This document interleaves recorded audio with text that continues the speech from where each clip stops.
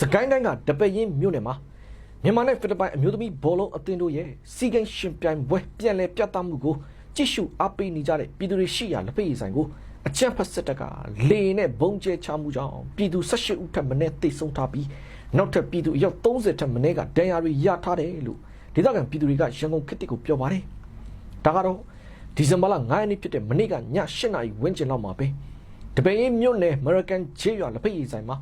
မြန်မာနဲ့ဖိလစ်ပိုင်အမျိုးသမီးဘောလုံးအသင်းတို့ရဲ့စီဂိမ်းရှင်ပြိုင်ပွဲပြန်လည်ပြသနေတာကို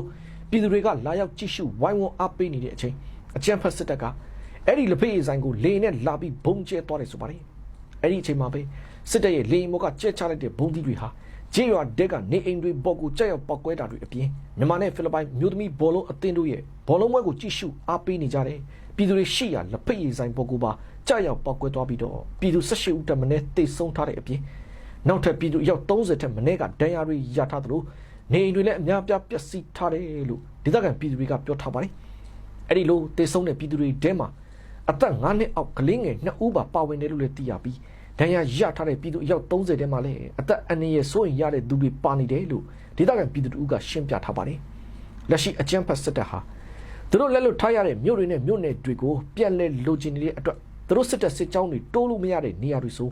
တိုက်ပွဲဖြစ်ပွားမှုမရှိလဲရသပြည်သူတွေနေထိုင်ရာနေရာတွေကိုဒမင်နကဥတီပြီးအခုလိုလေကြောင်းကနေဘုံကျဲတက်ခတ်မှုတွေဇက်တိုက်လုပ်နေမှုကြောင့်ရသပြည်သူတေဆုံးမှုတွေလည်းဆက်လက်မြင့်တက်နေစေပဲဖြစ်ပါတယ်ခင်ဗျ